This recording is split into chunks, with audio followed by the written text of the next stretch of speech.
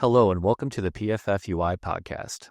On this month's episode, President Tony Murray and Communications Director Erik Scheub discuss the 2024 election, the upcoming legislative session, the Social Security Fairness Act, IAFF organizing efforts in Indiana, and upcoming events in 2025.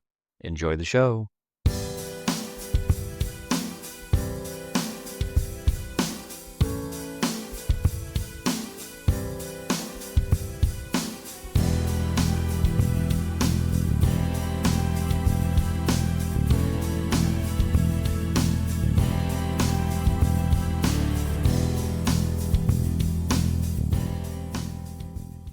Hello and welcome to the PFFUI podcast. My name is Erik Scheub, and I'm joined today by President Tony Murray. Hello, Tony. How are things going today? Erik, hello.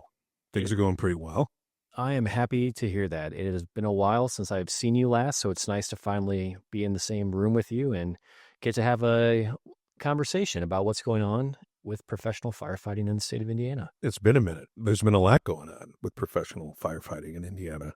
And Tony, we are kind of at a milestone here. So this is our 16th episode of the PFFUI podcast. And in January marks our 2-year anniversary of putting this content out to our members. I can't believe it's been 16 of these times. And, we want our members to be educated. Right. And this is going to be a tremendous platform moving forward in 2025 as we move into our legislative session that begins in January and all of the new things that are happening in 2025. So thank you to our dedicated listeners, and you can expect to hear the same great content in 2025.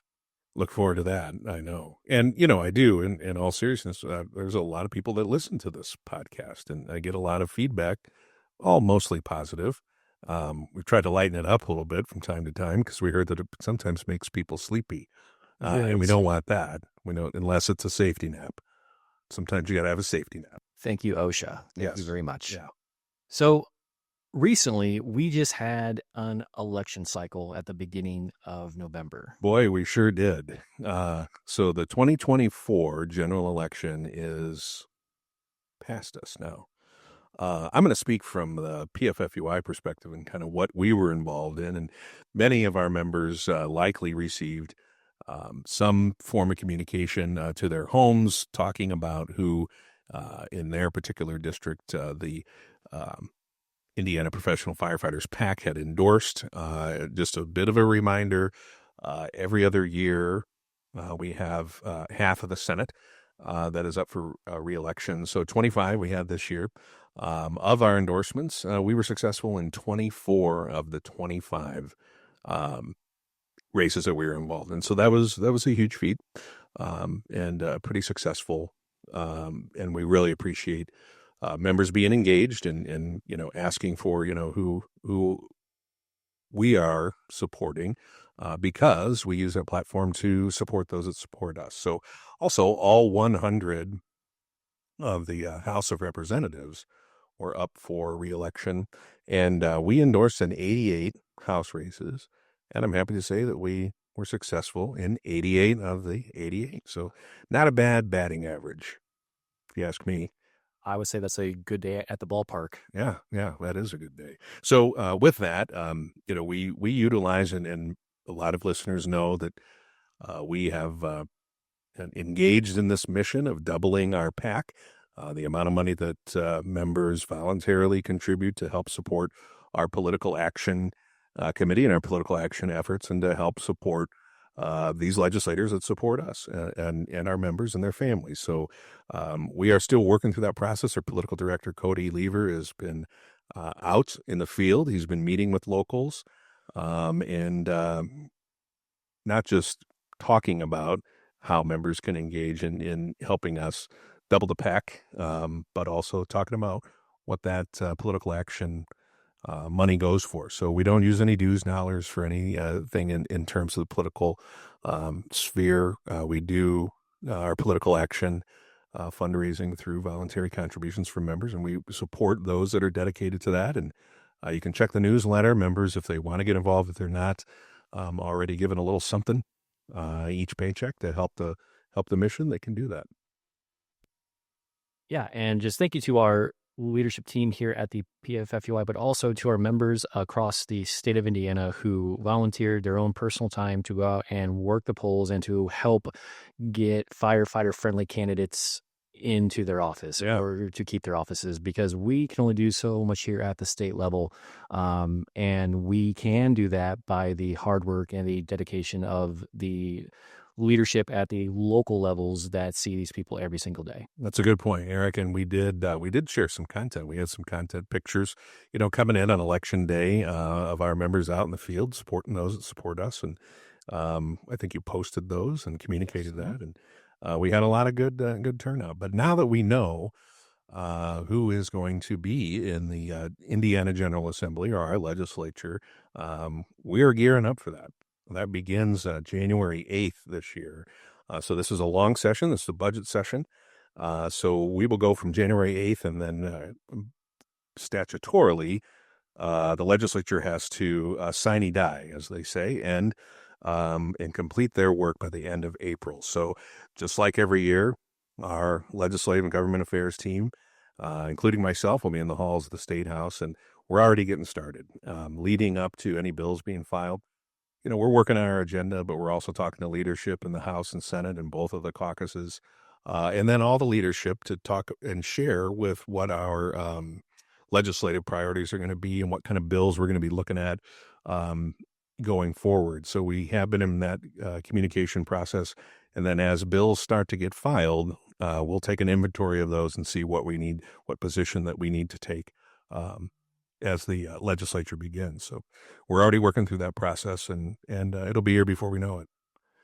And if you are curious about what bills we are following and that could have an effect on you, please follow us on social media and listen to our podcast here, just because we are going to be providing real-time updates on our social media, on our website, and then we'll be providing at least a monthly update through our podcast, so that if you have any questions or are confused about any pieces of legislation, that President Murray and Vice President Harris will be able to talk through that and hopefully make things more clear for you. Yeah, and I think that you've done a really good job of helping us put that information out. So if members want just a little bit of information, we have that out, very brief, but then they can also take a deeper dive, because we make the details of these bills and the actions, as they move through the process, available too, with just a, click of a link. So you can get as little information as you want or as much information as you want as we go through the session. But this is a budget year. There are some challenges already that we are aware of in, the state, in terms of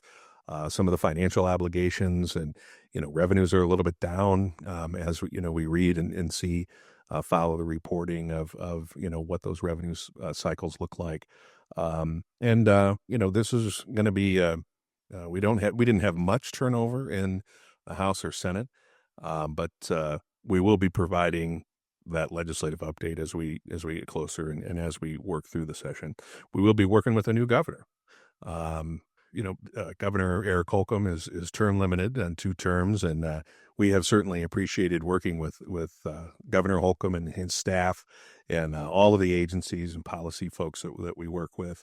And we wish him well as he moves on to the next phase. But we're also gearing up for working with Governor-elect Braun. So, he's putting together his team and his cabinet, and outlining what that looks like in terms of, a Braun administration.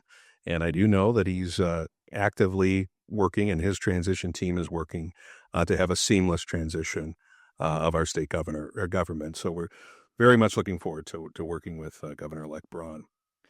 And since it does sound like there is a lot of change happening at the State House, whether it be in the governor's office or in the House or the Senate, we have been meeting with legislators really since session ended in 2024, correct? We have, yeah. And we spend part of that time going around throughout the state and this meeting with legislators in their districts in the summertime.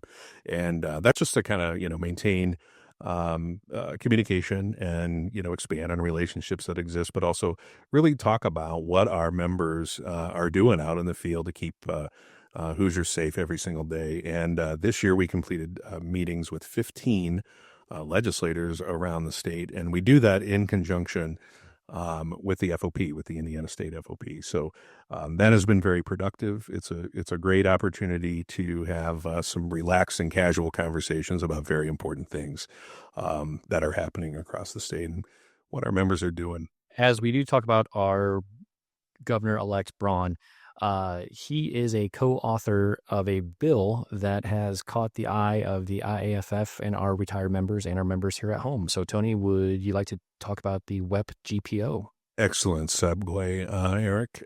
So yes, the windfall elimination provision (GPO) is one of and right now really the most predominant bill that the IFF is working to get across the finish line and to the president's desk by the end of this Congress. So this has been something that has been, a priority of the IFF and our members that are already retired, but also that will retire. So for our listeners who aren't quite aware of the WEP GPO, so the windfall elimination provision is something that has been around since the 80s, that was enacted through congressional action that essentially, and we've talked about this a little bit here and there as this bill has moved around, but that essentially unfairly penalizes government workers who have pensions of their own by virtue of their work as a government employee. And this affects police officers, firefighters, teachers. But particularly for us, we've been talking to our members of Congress in Washington, D.C., as House Resolution 82 is the number, has been, in committee and been involved. And what this bill would do is the Social Security Fairness Act. What this would do would be that any member that it would repeal the offsets, basically, or the penalties for those members that worked, in fire service that, aren't contributing through their primary job as a firefighter to Social Security, but have contributed through other secondary employment, previous employment before they were on the fire department, employment after. And it's something that is not necessarily, everybody's paying into this, but with what the WEP does is unfairly penalize members for what is their due from the Social Security Trust Fund in retirement. And oftentimes these penalties can be, reducing a member's Social Security benefit by up to $800. We've seen that per month, which this bill was a lot of activity was done just in the recent weeks to get this vote in the House of Representatives. And it did pass. It was one of the most highly co-sponsored. There were over 300 co-sponsors in the House to get this done. And actually, the discharge petition was enacted to get a vote, and the Speaker Johnson, called for a vote just a couple of weeks ago. Where we're at now is the next phase. It's over in the Senate.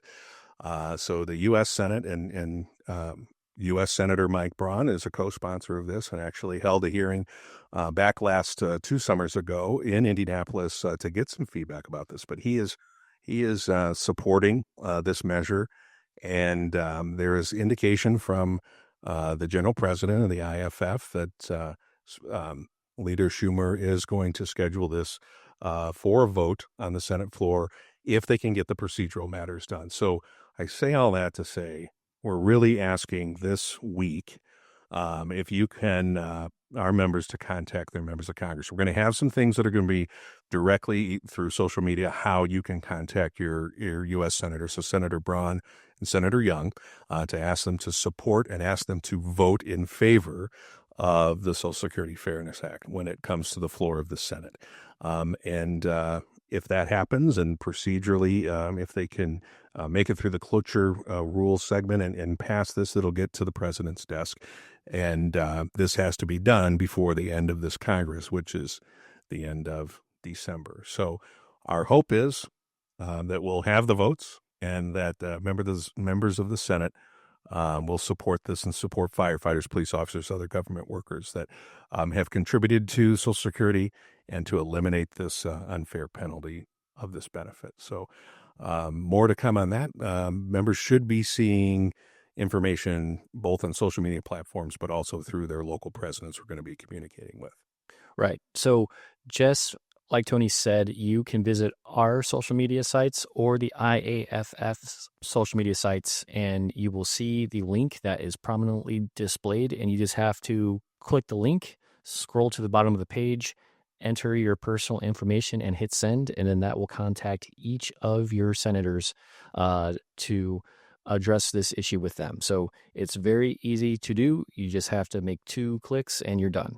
So don't feel like you have to look up their information in a phone book or call somebody. Just click on 2 links and it's done, and then you can get on with your day. So 2 links, just 2 links, just 2 links, 2 folks. clicks, and then I think you type your name. Yeah, you have to type your name, zip yeah. code, and then That's it. then your intent is sent to the U.S. senators. Okay, so as we talk about 2025, we have some events on the calendar for the first quarter of the year. Tony, would you like to dive into those events? Yeah, so just coming up soon, and the PFFUI Executive Board met just about a week ago to begin to finalize these. But, we're continuing to invest in educating our leadership, our local leaders, affiliate leaders across all 96 locals. We're bringing them in because we feel like if the local leadership is best that they can be educated, the more effective they are back home for their members. So February 19th and 20th, leaders will be invited to a new officers conference, which is something that this will be the second time that we've done this. We have a lot of turnover in officers. So giving an overview and sort of a deep dive for a day helps, I think, new locals new local leaders understand, their responsibilities as a local officer, whether that be president or secretary, treasurer, vice president. So we'll be bringing members in on February 19th who are new officers. And then there's a second segment for those that are more in line from the local level who want to become more engaged in an advanced political action conference. So to give some tools to take back home and run, local elections and participate in the electoral process back home, whether that be city, town, councils, townships, mayors, races, whatever the local political atmosphere is. It's going to teach from an advanced point of view how to get involved and how to be successful when you're involved in advocating for particular candidates that affect you. And then on February 20th, we'll reconvene everybody in for the Thomas H. Miller Legislative Conference that we do annually. That we will give an overview. Will be about mid-session, so about halfway through the legislative session. So we'll give an overview of what's going on with our priority bills and what we're working on. So that's going to be in Indianapolis, and that material should be out to locals to sign up for that very soon. And at these new events, we should see some brand new faces because we have actually grown in 2024 by adding 7 new locals across the state of Indiana. Tony, would you like to talk about our new locals in the state of Indiana? Absolutely, Eric. This is a fun topic. So we do have 96 locals. We've got over 8,800 members across the state. And I just want to highlight some of these. So 7 new locals: Local 2226 Bluffton, Local 2564 Plainfield, Local 5487 Patoka Township, Local 5488 Ellettsville, Local 5489 Maryville, Local 5490 Cleveland Township up in northern Indiana, and then Local 5510 Greensburg. So we've been busy, and I think that these new members are really excited to get started and to really engage at the local level and be part of the PFFUI and the IAFF. So we welcome all of those locals, and it's always a great opportunity to engage with members when we go down and do the charter presentations, which everybody enjoys to kind of make their history with those charters. And I will say, speaking of charters, so the PFFUI was coming up on a birthday. So January 5th, 1935, the Professional Firefighters Union of Indiana received their charter from the IAFF. So we're going to be 90 here coming up in a couple of months. So we're going to celebrate that, celebrate the IAFF. As we near the end of our program, the month of November is a very health-conscious month. There are many initiatives and awareness events that remind our members to keep their health and wellness in the forefront during their careers. As we talk about health and wellness in the fire service, what are some things our members should keep in mind during the month of November? Yeah. So looking at your face, I am reminded that this is a month because you're wearing a mustache. Yeah. The Movember, right? Yeah. So it's looking good. It is a very strong mustache. Well, I don't know. It's something. I'm not sure what becomes of that come December 1st. It's gone. And oh, okay. It's gone. Yeah. Oh, Yep. well, Yep. It's gone. okay, very good. Thanks for reminding us. No, on a serious note, like it is important. Firefighters, EMS, we our members are faced with certain challenges, right? That are created out of this job that kind of can create some health challenges, and we know the risks of this job, right? But I think one of the most important things, and we protect ourselves, we invest.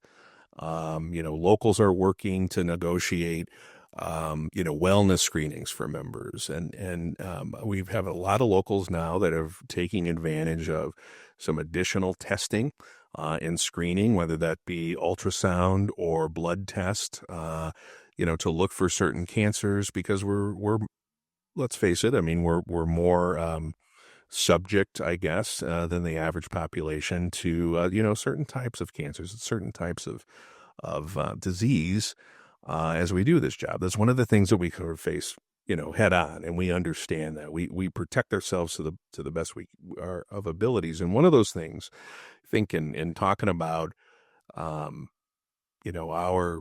our health and talking about our members and the profession that we work in, I just want to take a minute to say, make sure that you are taking advantage of wellness screenings, a full physical every year. I know that it's not everybody's favorite thing, and on their to-do list, it's a top priority to go get checked out. But, like we take care of our automobiles and we change the oil, check the oil. Yep.